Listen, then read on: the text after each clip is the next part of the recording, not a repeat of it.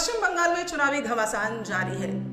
आरोप प्रत्यारोप के बीच देखिए 4 चरण के चुनाव हो चुके हैं। अब 4 चरण के चुनाव जो है बाकी है, जिसको लेकर मुद्दे भी उठे कि क्या उनको एक साथ करा देना चाहिए, क्या वो अलग अलग होना चाहिए। ममता बनर्जी ने तो आज फिर से कह दिया कि नहीं, एक साथ कराने पर विचार करना चाहिए, क्योंकि कोरोना महामारी के बीच में जो 4 और चरण के चुनाव हैं उनको करा पाना मुश्किल है। और किस तरह से इलेक्शंस के माध्यम से आप कहिए कि महामारी जो है और फैल रही है। आप सब देख रहे होंगे, पहले भी हमने रिपोर्ट प्रस्तुत किया है कि किस तरह से बड़ी बड़ी रैलियों में, जलसे में, समारोह में हज़ारों लाखों की संख्या में भीड़ जो है इकट्ठी होती है। चेहरे पे मास्क नहीं, जैसे कि कोरोना महामारी उनसे लाखों दूर है, लाखों कोसों दूर है। अब बात करते हैं कि आखिर कोरोना महामारी जो है इलेक्शन से दूर है, कुंभ से दूर है, इन सब से दूर है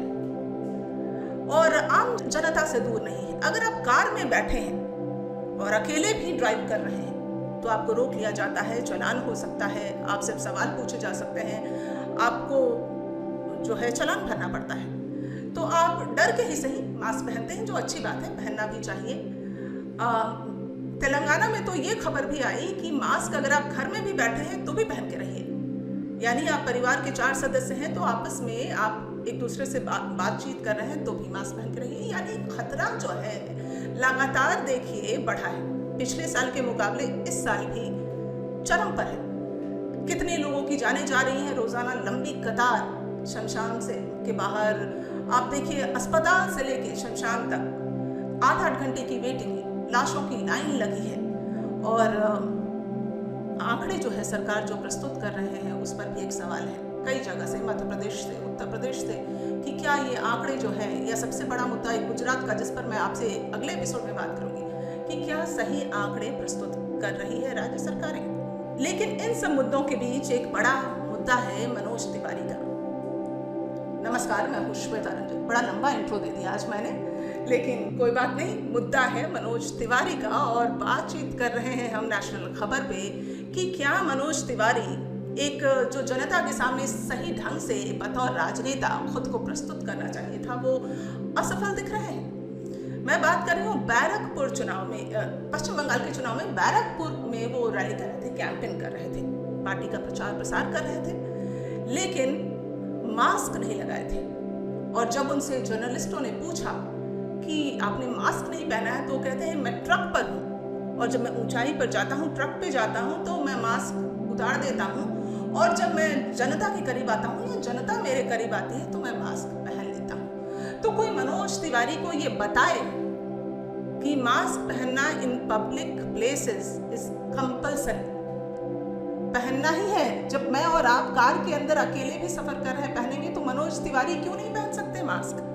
और वो वहाँ पे खड़े होके और आप बात कर रहे हैं कि कोविड का खतरा है, मास्क पहन के लोग आए। आप किस तरह का संदेश जनता तक पहुँचाने की कोशिश कर रहे हैं? और जब सवाल पूछे जाते हैं तो आप इस तरह की बात आप कहते हैं कि जब मैं जनता से दूर होता हूँ, ट्रक के ऊपर जाता हूँ, तो मास्क पहनना बंद कर देता हूँ, मैं मास्क नहीं पहनता हूँ या उतार देता हूँ। Is this justified? अगर आप मेरी राय से सहमत हैं, मैं इस पर एक सवाल उठा रही हूँ, अगर आप मेरी राय से सहमत हैं तो ज़रूर लिखिए, कमेंट बॉक्स में लिखिए कि क्या मनोज तिवारी ने ऐसा करके सही किया, और अगर गलत है तो भी ज़रूर लिखिए, क्योंकि राजनेताओं को ही संदेश देना है। बड़ी बड़ी बातें कर लेने से क्या आप सिर्फ कि कोविड के दौरान मास्क पहन के रहिए, सोशल डिस्टेंसिंग रखिए, और आप कुछ नहीं रख रहे।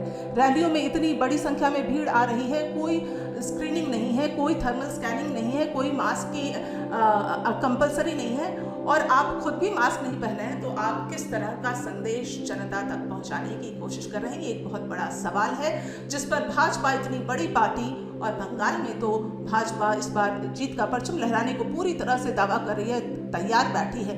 तब भी आप जो कोविड का संकट है उसमें आप इस तरह की बेबुनियाद बातें कर रहे हैं, इस तरह से आप जनता को गलत संदेश देने की कोशिश कर रहे हैं। अगर आप मेरी राय से सहमत हैं तो कमेंट बॉक्स में ज़रूर लिखें। इस कार्यक्रम में फिलहाल इतना ही, फिर मिलती हूँ आपसे। नमस्कार।